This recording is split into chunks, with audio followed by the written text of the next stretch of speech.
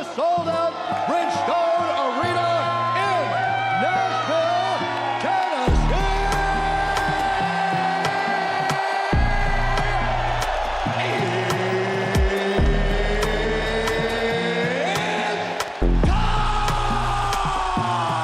That's a clean entry. He's in deep with the body lock, inside trip. Down he goes. He gets the angle right, but right now, Osborne's always By submission. Get used to hearing that. Two big knees and then a succession of body shots. so long. I mean, he's so long from the outside, and he can hit you, and you can't hit him back. Yeah. The range of these guys, and this is what I was talking about. See how far he was out, and he exploded in to close the distance. Insane. Though, there's a powerful shot. I don't think he's going to get that job. He's not at all. The arm needs Now it's going farther up. It's in. He wins the sweep. He wins the sweep. What a rally call. There's not a lot of money, but that's why you do it. Powerful strikes, but out wrestled.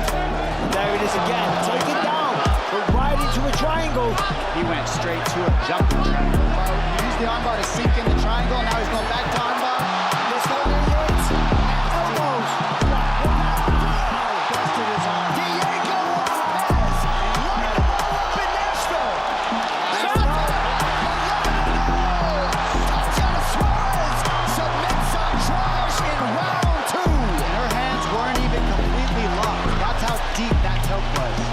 You haven't seen Sandhagen out wrestle somebody like this his whole career. Like, he hasn't had to do it. He's taking what's being given to him. That's it. If you're going to take this fight and for 5 rounds hold somebody on their back and not take one punch. Ladies and gentlemen, after 5 rounds, we go to the judges' scorecards for a decision. All 3 judges score this contest 50-45 for the winner by unanimous decision, Corey Sandhagen. Kia ora koutou katoa, no mai hara mai ki UFC on Sky, ko Ravinda Hunia aho.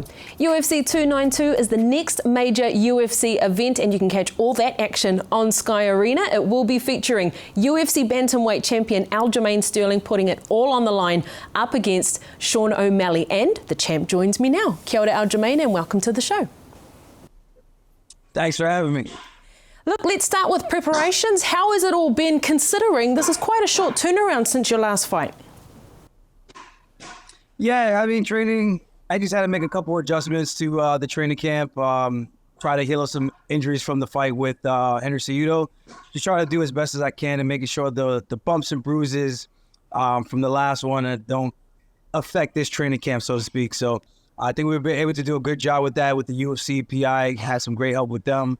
Modified a couple of things in training so that everything healed up, and we're good to go. So I'm excited for this opportunity. It's a huge card, and to be headlining my second main event in a row, it's good for my career, I think. Yeah, absolutely. And I know that, you know, it's kind of been a little bit of a bumpy ride. Your reign as champion has been quite an intriguing one to watch from afar. But to know that your headlining event kind of feels like you are getting that respect as the bantamweight champion. How do you feel that your reign has been going so far? I think my reign has been great. I mean, honestly, I don't know if you're familiar with Fast and Furious, but it doesn't matter if you win by an inch or a mile, a win's a win. And at this level, I'm doing it at the highest level of competition to be beating these guys who are all former champions. I think that says a lot. So anyone who wants to criticize that, I mean, by all means, how about you get in there and go show me how it's done and show me how you finish these fights, how you would be so dominant against these guys. These guys didn't get to a world championship title by accident, and they didn't get there and become champions by accident as well. So for me to kind of come onto the scene and do what I've done of late, I think it speaks volumes on my skill set, my ability, and my will to win. Absolutely. And when you think of those names that you have beaten so far as champion, Dillashaw, Petr Yan twice, and then Henry Cejudo, I mean, how much have you grown as a fighter? It feels like you're getting stronger and stronger with every fight. You do cop the criticism, but you are getting stronger with every title fight. I tend to agree with that. I want to say that Petr Yan is I'm 1.5. You know, I would call it a full 2 wins. I'll say 1.5. Yeah. You know, because I had some good moments in that, but I ran out of juice really, really early. And, you know, I discussed that at length already. But, you know, the rematch, I was able to show that, you know, that was just a fluky one-off night where I kind of messed up my nutrition. So here I am, a who's of the resume. I think I've beaten every last former champion that the UFC bantamweight division has ever had outside of Dominic Cruz. And I think that speaks volumes on my skill set and my ability. So I'm looking forward to going out there one more time and becoming the 4-time defending Funkmaster. Look, just casting your mind back to May, though, I felt like that win over Henry Cejudo was kind of like your coming out party, even though you had held the belt, you know, for a few fights now. But, you know, that fight was total dominance, in my opinion. What did you take away from that fight, and what do you take from that moving forward? I got to stop giving up the 5th round. I did that against Piotr Jan in our rematch. I was kind of in my head like, oh, I got this. I'm up 3 rounds easily. It should have at least one 10-8 round. And I kind of dropped the 5th round in some key positions. And then I did the same thing again in the Henry Cejudo fight in the 5th round. And those are the main takeaways I took with that. And there was a couple of things I wanted to clean up with the striking that we were able to kind of tighten up a bit. And hopefully I get to show that against Sean O'Malley, someone who is allegedly a heralded striker against these guys who are no longer in the UFC. So I like this. I can't wait to just test my schedule against a guy like that and show what I've learned over my experiences with the guys I've been in there with. I haven't had any shortcuts. I'm not the teacher's pet like Mr. High Fructose Corn Syrup over there. So I can't wait to go out there and show the world. Absolutely. It's a tall task too, and I say tall because he is quite tall. He's long, he's rangy, a little bit different to, these last few fights you've had. What do you make of Sean O'Malley and what he's going to bring to the table? He's going to have good range. I know he used to play basketball similar to myself, so he's got good footwork, good feints, fast twitch muscles, and I think he's kind of a sniper. I do respect his striking skill set, but I'm looking at the guys he hit, and then you look at the guys who have actually been able to hit me when I'm on all night, and there's not many guys who have been able to really touch me at all in my fight. So if he's banking on just trying to hopefully find my chin, good luck with that. I think we have just about the same exact reach. He might have an inch in a reach advantage, and he's about 3 inches taller. So I'm going to have the man strength. He's going to have the little boy strength, and I can't wait to fold him up like a lawn chair. Who have you brought in this camp to help you with this preparation? I work with the Bashar brothers, they're both undefeated, Javid and Farid. I've worked with Julian Rosa, who's 6'1", fights at 145. His reach is 74 inches, mine is 71. Dennis Bazukia, Armando, Dylan Montello, a bunch of these guys are on the Contender Series. Long-rangey guys, we've got another Georgian killer on the loose, whose name is Levon. He's 5-0 right now. Striker's D-Light. So wait till you guys see this guy. He is phenomenal. Super fast, twitch muscles, very imitated Sean O'Malley to a T. He's a 55er, so we kind of did more light sparring than anything because I can't hang with a guy like that. He's much bigger. He hits harder, and he's got a longer range and reach than O'Malley does. So we had a lot of really good looks. And I'm just excited for the opportunity. And, of course, we got a couple other guys, Steamroller, Matt Frivola, and then we have Nazim Sadikov, who I've been able to work with and just get some looks from the boxing standpoint of stuff. So I think we got the ground game covered. I can't wait to go out there and just show who's who to the world. And let's talk a bit about that ground game. I know there's a bit of talk around, Sean O'Malley's ground game improving and getting better, but obviously this has been your bread and butter for a long time. So I'm guessing this would be your preferred tact or game plan, without you telling me what that game plan is, obviously. But where do your strengths lie in comparison to his ground game? We have a saying, there's black belts and then there are black belts. And I'm a Sarah BJJ black belt. So if he thinks his grappling can hold a candle to my eyes, we'll see. It's going to be a candle to a torch. I beat his grappling coach already, Taquinho Mendez, who won ADC trials, I believe, 2 times. And I out-grappled him, out-positioned him. And I think that the strength, even though he popped for some stuff as well, as Sean O'Malley also popped for some coincidence.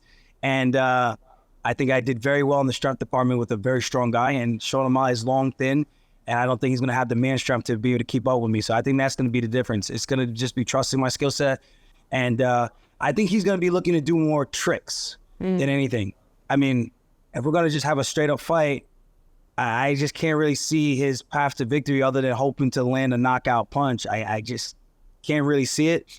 And then when I do see it in my visions, I find ways to get around it and find ways to get my hand raised. It's funny you say that too, because I feel like when you do have an opponent in front of you, you have this ability to just adapt to what they're bringing to you rather than going with this game plan. I'm going to do A, B, and C and hope to get, hope that my plan is better than theirs. You seem to just be able to adapt and find different ways to be able to counter their strengths and make them your own.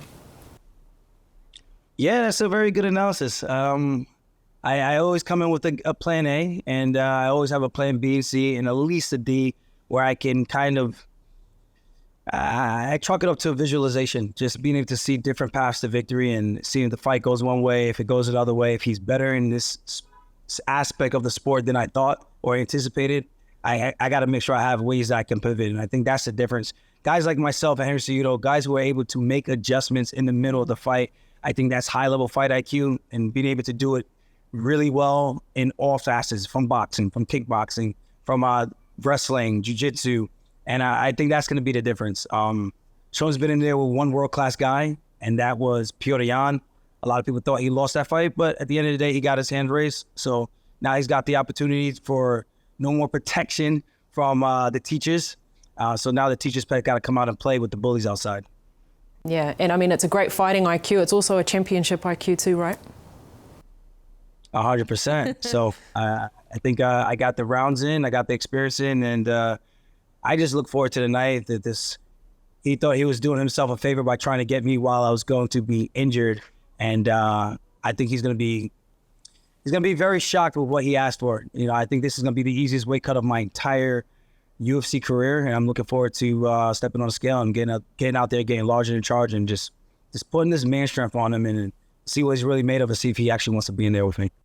A perfect world, you get the win this weekend. How do you move forward within the UFC? Are you staying at bantamweight? Are you looking at champ status? What are your options? Oh, we're going champ all the way. There's a big bulky guy named Volkanovski. I like to have a word with that guy and everything he's accomplished. So I go out there and defend for the fourth time. I think it really gives me a strong case to go up there and get an immediate title shot at one of the all-time greats in the featherweight history. And that's what it's all about, chasing greatness, trying to do things that are unthinkable, things that people think are unimaginable. Look how many people doubted me, and look how far I've gotten. And if I listened to everybody else, I wouldn't be nowhere near here. So it's all about the self-belief and being mentally bulletproof up here. And that's what Volkanovski is. He embodies that. And I love his charisma. I love his passion for the sport and his willingness to win. And I think that's what's going to make for a great matchup, because I truly do think you give me some time to prepare for a guy like that, and good things can happen for me as well. Agreed. I would love to see that fight one day. Look, all the very best for UFC 292. Go well, champ. We'll be watching. Thank you. Thanks for having me. And looking ahead to UFC 293, UFC President Dana White finally came through with the news we have all been waiting for. What's up, everybody? UFC President Dana White here. UFC 293 is in Sydney, Australia on Saturday, September 9th.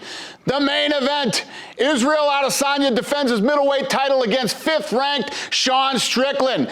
This will be Adesanya's 11th consecutive UFC title fight. What I love about Israel, he's always ready to take on the best in the world, anyone, anytime. And Strickland is an absolute maniac who doesn't back down from anyone. This will be a great fight. The co-main event is Tai Tuivasa versus Alexander Volkov. Top 10 heavyweights. Both of these guys have insane power. There will be no judges needed for this fight. Also on the card, Kai Kara France faces Manel Kape in a matchup of top flyweight contenders. Plus, we've rebooked Justin Tafa versus Austin Lane. These two heavyweights faced each other on June 24th, and it was a great fight for about 30 seconds before Lane accidentally eye-poked Tafa, resulting in a no contest. These two wanted a rematch to finish what they started, and we're giving it to them. And joining me now is that UFC heavyweight Justin Tafa. Justin, kia ora and welcome back to the show. Oh, thanks for having me. You're more than welcome. Look, Justin, I just feel like ask and you shall receive. You're on the Sydney card, right where you wanted to be. How, excited are you to be fighting at home? Yeah, man, I'm very excited. My last fight, it took me like 33 hours to get to that place. So, this is just a 1 hour flight away. So man, I can't be more than happy than that. Look, let's talk about your opponent, talking about that 33-hour flight you had to take for your last fight, because you're fighting the same guy that you faced in Jacksonville, Austin Lane, and you suffered that eye poke, obviously. So, first of all, what the heck happened in that moment, and how has recovery been? Yeah, man, I think he just didn't know what was coming, and he just, by instinct, man, like when you got a hiding from your parents, you kind of just flinch, and he flinched and tried to shove me away and poke me in the eye.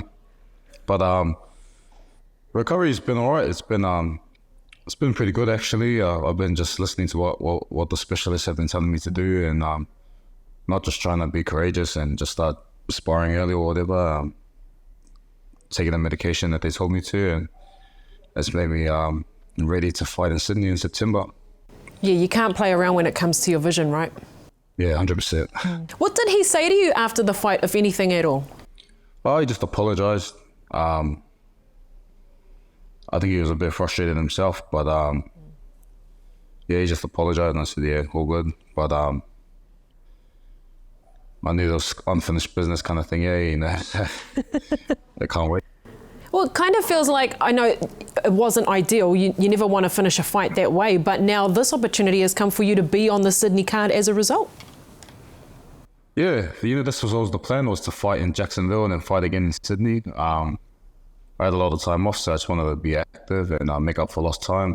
So in your last fight, obviously you were in Jacksonville, away from home, and I feel like there's been a few times now where you give your opponents their hometown advantage, and finally it's your time to be able to to have the hometown advantage. So how did things change this time? I know you're camping for the same opponent, but obviously different location. Yeah, I think it's just not to go too hard. Like I did have a big camp, and it's quite a quick turnaround. I started training not too long after this fight. So I was just trying to manage not going too overboard. But man, I'm just pumped. I spent a few days down in Auckland at City Kickboxing and sharpened the tools a bit more, but no, I'm more than ready. Yeah, you were down here over in Auckland training at City Kickboxing, and I wanted to know, what was behind that decision, and what do you get out of, training and sparring with fighters who are also featuring on the same card as you? Yeah, I think myself and my brother have fights coming up. He's fighting 2 weeks before in Singapore, and the quality of fighters in Brisbane aren't as great as Auckland, and we're the only UFC fighters in Brisbane, to be honest. And we just needed different looks and different kind of feel of training, and man, it was a good experience. World-class fighters. They're nominated for the best gym in the world, so it was just like a good eye-opener and refreshing. Yeah. What did you get up to while you were over here? Besides training, of course. I spent some time with my family, and went to an old footy club. Yeah, watched some local footy, and yeah. Yeah, nice one. And of course, you mentioned your brother. He's also got a fight coming up. Look, the last time we did talk about Junior, there was a look at him dropping to light heavyweight. He's still in the heavyweight division. So what's going on around him and where he's headed with his career? I'm not too sure, to be honest. I think they just offered him a heavyweight fight, and he just said, "Oh yeah, I'll just stay heavyweight then." Well, I think he will drop eventually. Well, once it, I don't know what plans are with the UFC matchmakers, but they all fight in Singapore, and yeah, maybe in the future, I think. Now, let's get back to your fight with Austin Lane. Now, originally, he was slated to fight your brother in Australia, not you, but then you got the fight in Jacksonville and now, obviously, in Sydney. So I feel like you must know this guy pretty well on tape, and you've had a little bit of a taste of him in the octagon so far. So how is it preparing for this guy when you know him pretty well now? Yeah, man, I feel like now I've seen, I've had that look in the octagon and watched this tape and got to feel his energy. I don't know, I feel pretty confident coming into this fight, because I felt wholeheartedly I was gonna finish him, you know what I mean? And I just can't wait to finish the job now. It was a real tough camp, that last camp, and I was deserving of that kind of KO, and I loved fighting at his hometown because I don't mind playing the villain kind of thing. But you know, he had all that energy behind him. Now he has to see what it's like to have all the energy against him, and yeah, that plus my skill, man. I don't see a good night for him. I know that you wanted to be on the Sydney card, but did you want it to be Austin Lane that you faced? No, man. I wanted to fight like Derek Lewis or something, just like a banger. Just because I just feel like the Aussie crowd, you know, they really appreciate that kind of entertaining style, and at the same time, my family get to come and watch firsthand the kind of the stuff I get into instead of seeing it on TV. So I wanted to put on a big show, but either way, I'm happy, and I hope Austin Lane brings a fight because, man, I'm coming to put on the show. At the same time, I know that, you know, you've done all the preparation and you know this guy pretty well now, but, you know, it's a little bit different when you're at home. This card seems like quite, you know, historic, iconic in terms of the Anzac fighters involved. How important is it, you know, to keep, you know, calm and mentally, you know, aware, you know, of all of that outside noise as well as, you know, the fight ahead of you? I think it's kind of like full circle moments for myself. Because in my fight in Melbourne, I've 7 fights now, and come back and myself a bit better, and I learn from my mistake and not, you know, being blinded by the lights. But I feel like this time around, I'm just gonna show that maturity and that experience I've gained over the years. Absolutely. You know, we've already kind of touched on it, but you know, the majority of the guys on this card, Israel Adesanya has just been announced with Sean Strickland, Kai Kara France, Blood Diamond, Shane Young, Tyson, Tai Tuivasa. I mean, how do you feel like being, you know, amongst this? I've mentioned it before that it feels like history in the making for, you know, both New Zealand and Australian mixed martial arts, and you're right there in the thick of it. For me, I just love to have fun and love to fight, but to have my name shared with the greats of all those Anzac fighters, I just feel very privileged, but at the same time, I got to put in the work, so you know, justify why they put my name amongst those boys.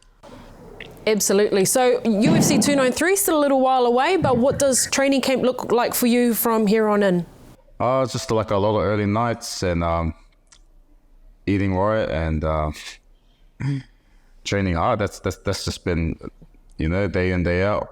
I kind of feel good having that quick turnaround from my previous camp. So I feel great, and I just need to sharpen the skills and make sure I don't get injured. And come September, put on the show and then go to Bali and have a nice holiday. Nice one. Sounds perfect. But look, hopefully I get to catch up with you before UFC 293. But for now, all the best with training camp. Cheers. Thanks for having me.